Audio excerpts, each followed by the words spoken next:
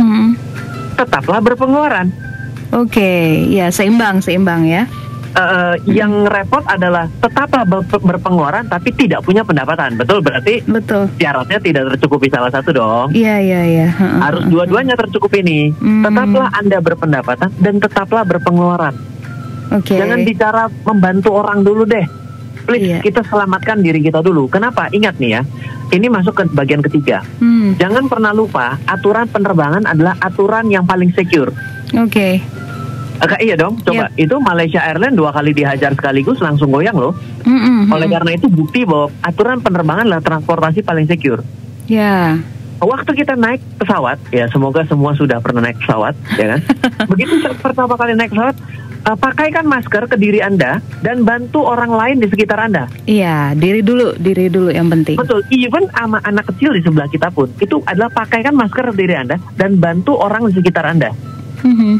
Nah, jadi pada saat ini pun kita meminta suatu kondisi yang agak ekstrim nih. Kita anggap ini yang namanya masker sudah turun. Kan kita tiap hari pakai masker nih, anggap sudah sama nih seperti penerbangan dong. Jadi kita diminta melakukan hal yang sama. Apa yang sama? Tetaplah Anda bernafas. Iya dong. Bernafas itu kan bukan tarik nafas doang, harus dikeluarin kan? Iya. Iya dong. Atau keluarin doang, jangan tarik. Mati juga. Betul? Betul. Jadi di poin ini adalah Anda tetap berpendapatan, tetap berpengeluaran. Dan pertanyaan selanjutnya adalah, kalau kita memang dalam keadaan nantinya benar terdefinisi krisis resesi yang benar adalah tingkat pertumbuhan ekonomi negatif 2 kuartal. Ini adalah babak penentuannya adalah September. Oke. Jadi pada bulan-bulan ini adalah kita diminta untuk please berpendapatan dong dan berpengeluaran dong. Iya. Jangan ngomongin yang lain dulu deh. Jangan ngomongin, Pak, itu namanya government spending, ada investment. Waduh, berat. Yang basic dulu. Kalau kita yang basicnya, kan belum tentu turun dengan papan seluncur kan. Kalau kita dalam keadaan mendarat darurat baru turun dengan papan seluncur kan. Tapi nggak ada juga parasut kan. Iya kan nggak ada. Kan pernah ada suatu kajian tuh, kenapa kalau misalnya lagi pesawat kenapa nggak dikasih parasut semua? Satu, emang situ ngerti cara lompat dari pesawat. Iya kan? Iya. Yang kedua, beban bawa parasut berapa banyak? Nah, saya sampai belajar hal itu loh, karena saya juga orang yang concern. Saya orang yang dibilang kepo nanti gue jadi negatif. Jadi orang yang belajar itu sesuatu yang lintas dari apa yang saya harus pahami. Itu bagi saya adalah additional things yang harus saya ketahui dan bermanfaat ketika dalam keadaan-keadaan yang sulit. Jadi additional things ini sangat bermanfaat dalam keadaan-keadaan yang sulit. Jadi ketika pada hari ini Anda diminta berpendapatan dan berpengeluaran, pertama adalah aturlah pengeluaran dulu. Kenapa? Karena pengeluaran adalah satu-satunya yang bisa diatur. Iya. Pendapatan itu kadang-kadang kita mau ngatur nggak bisa. Kan kita diatur sama bos kita. Betul. Iya dong. Sama diatur sama lingkungan dong. Kita mau nge-broadcast 1000 kali untuk jualan barang, yang WA belum tentu 2. Betul, Mas. Berarti tidak bisa selalu diatur kita. Yes. Makanya aturlah dari yang namanya pengeluaran. Jangan lebih besar pasak daripada tiang gitu ya, Mas ya. Bahasa itu betul gitu. Jadi yang kita harus lakukan adalah simpelnya adalah pengeluaran pokok sama pengeluaran sampingan. Pasti ada pengeluaran sampingan. Iya. Hari ini tiba-tiba yang tadinya sampingan berubah jadi pokok, umpamanya kuota telepon. Nah, hari ini anak kan nggak mungkin juga nggak ke sekolah, nggak sekolah, ada juga nggak mungkin ada di rumah nggak sekolah, jadi repot juga. Ingat loh, kalau anak kita sampai tidak berpendidikan pada hari ini, satu generasi yang rusak. Ini ini satu hal yang primer. Jadi harus didahulukan. Tinggal cari siasat. Orang tadi pagi aja saya kan di tempat saya kurang bagus nih. Provider itu melakukan monopoli di daerah saya itu ada sedikit indikasi hanya 1 atau 2 sehingga mau pasang internet tuh antriannya kurang ajar sekali untuk kabelnya. Bikin kesel saya. Jadi yang saya harus lakukan adalah saya nge-browsing. Kalau kuota yang ini kok murah cuman Rp5. Yang ini pasca bayar Rp 30.000, yang ini 60.000, yang ini 100.000, yang ini 150.000. Tetap saja saya ambil yang Rp 5 dong. Iya. Kan saya konsumen. Yes. Boleh milih dong.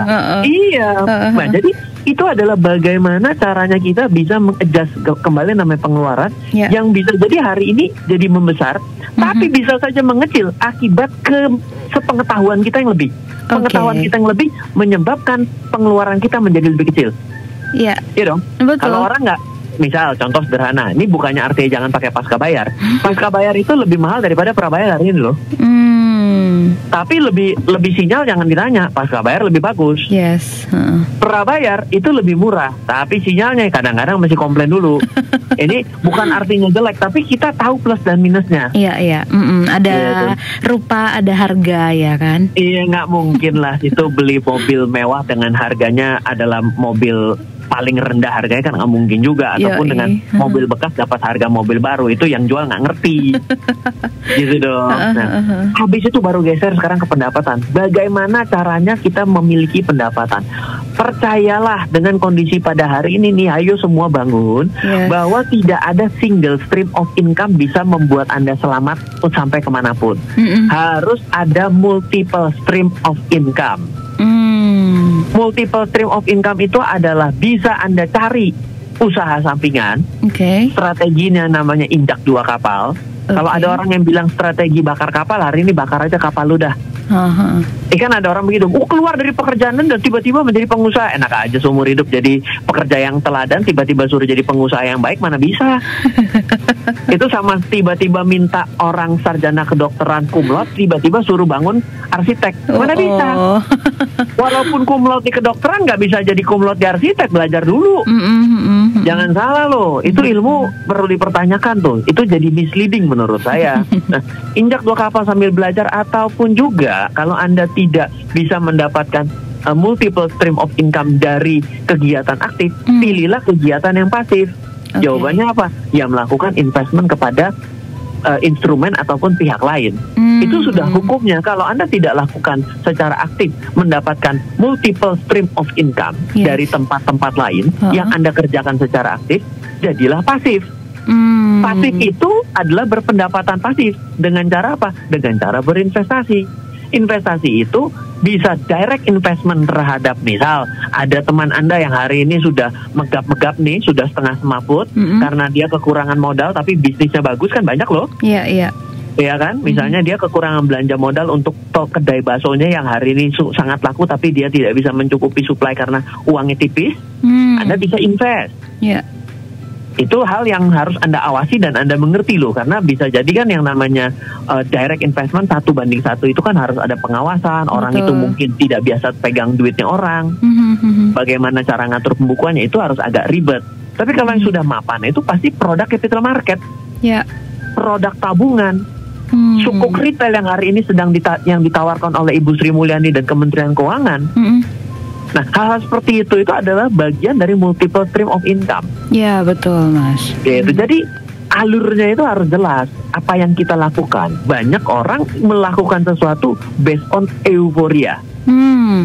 Kalau kita melakukan dengan based on euforia, itu kejadiannya seperti orang jualan masker hari ini.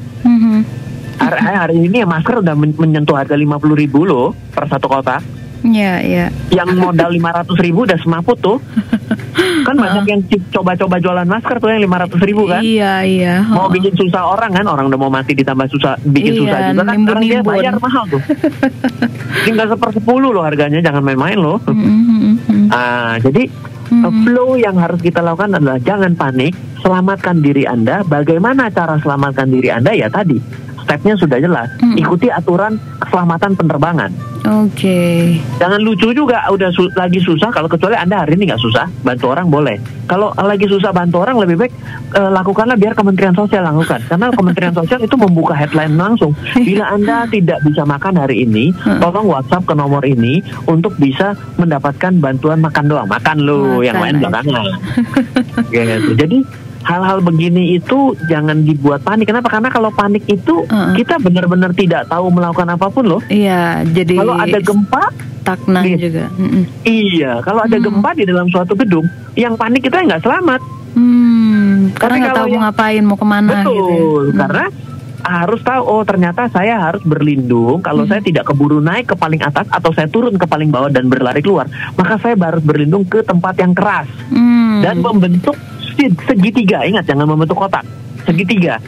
Nah, ini pengetahuan yang kayak begini itu kan kadang-kadang kita tidak aware, Dok.